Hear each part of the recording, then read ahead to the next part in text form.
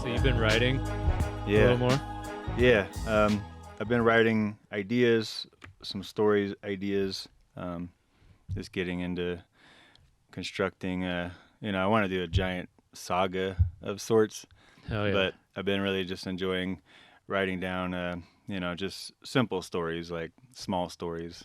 Yeah. Maybe doing comics that are just like one issue. Like Mm-hmm. Ryobi One could be a one issue comic, or Yeah. Frost. The story of this merman that is dealing with some heavy shit. Dude, it's got to be heavy under there under the ocean. Yeah, A lot of pressure, yeah. right? Well, the story of Frost is he's this like merman character. He's swimming in the warm oceans, like around Lemuria, lost civilization, Yeah.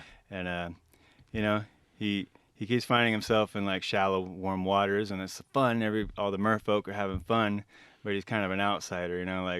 Like Shaman's kind of an outsider to the tribe, and Right. so he's like, man, I just don't feel like I'm part of this society. Yeah. And so he goes deep under the water, and he starts to go north, where he hears this like song, like there's a song that's coming from the north, he thinks. And so he starts swimming deep, and he hears a song deep, and then then he hears a song above, and so he goes above the water, and at some point he gets eaten by this giant sea monster, and he's in the belly of this beast. Yeah. He feels the acid in the stomach about to just like eat him alive, and then he's like, wait, no, this isn't how I go down, and he starts to claw his way through the belly of the beast and out of the throat, and he comes out, and there's a giant storm, and then the storm clears, and then the clouds part, and he sees like a star, and it's the North Star. So he keeps going north, he keeps listening to this song.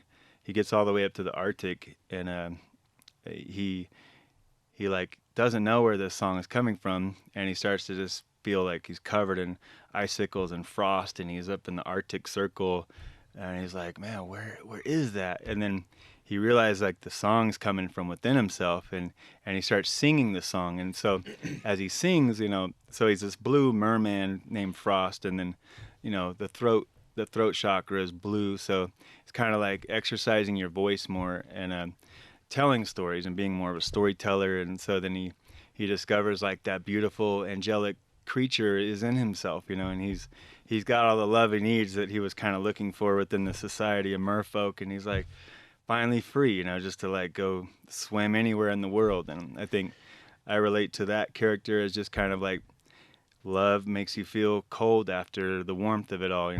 Yeah. You're just alone and cold and icy, and it's like every now and again somebody will come and kind of thaw the frost, but then if something happens, then you're frost again, so kind of like going back in between this like golden warmth of being in love to like the frost of being alone, and finding that like warmth and love within yourself, and then you're just like, okay, I'm having fun, I'm on this adventure by myself again, and like Yeah. I'm okay, like everything's gonna be all right. Yeah. And so yeah, you're free. Yeah, that's a beautiful way to put it. Yeah.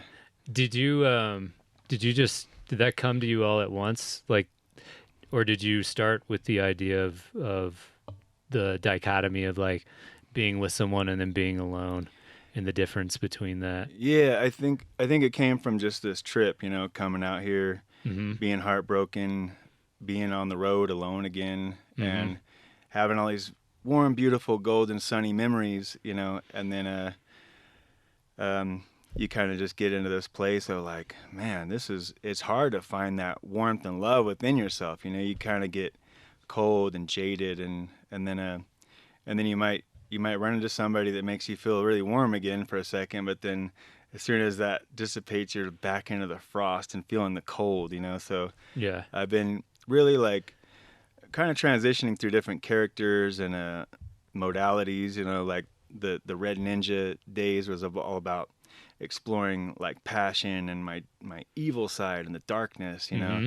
and kind of just integrating and doing all that shadow work. And then recently like getting back into like the Alpha 9 and this like angelic transcendent energy, and I'm like, you know, because the green is the love, you know, like the heart chakra is all green and growth, and Totally. then yeah, I moved from LA up to Nevada City area, and then I started to just swim in the water every day, and there's like, and my friend Sachi's like, yeah, there's this water dragon that lives out here, and then so then I started feeling myself become like this blue water dragon character, you know, and then so Frost kind of was related to the blue water dragon and beginning to be more of a vocal storyteller, and I think it'd be cool. I don't know what I'm gonna call this saga, but it'd be nice to call it the storyteller, just something very simple, you know, Yeah. and that gives me free range to tell a lot of stories, and then it might be nice to just do little one-off, like Frost could just be a simple one issue comic, you know. Yeah.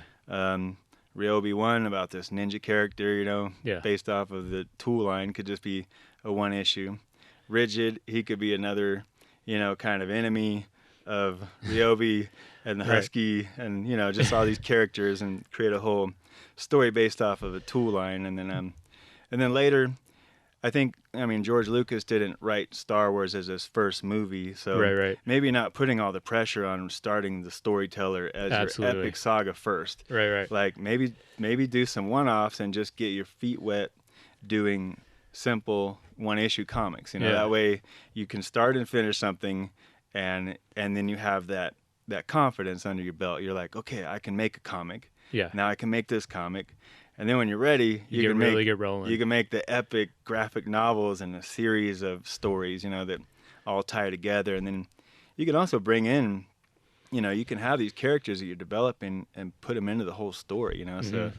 you have these little mini stories and separate issues, and then when you come up with the whole thing, it's like now you've kind of built all these separate subworlds that come together and create this whole other world, you know, Totally. like the Neptunian world. Do you feel like all these kind of like disparate characters, like all these different characters, are just like facets of like your own being, I or think like so, yeah. maybe just humanity in general? Because like we can find, if you know yourself, you know the world, right? That kind of whole thing. Right. I think a lot of my characters are very much based off of myself or things I'm going through.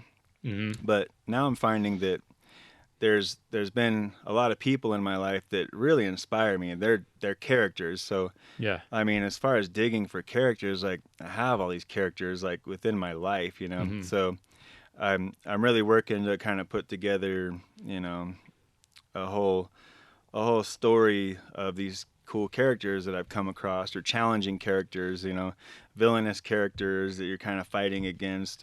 Yeah.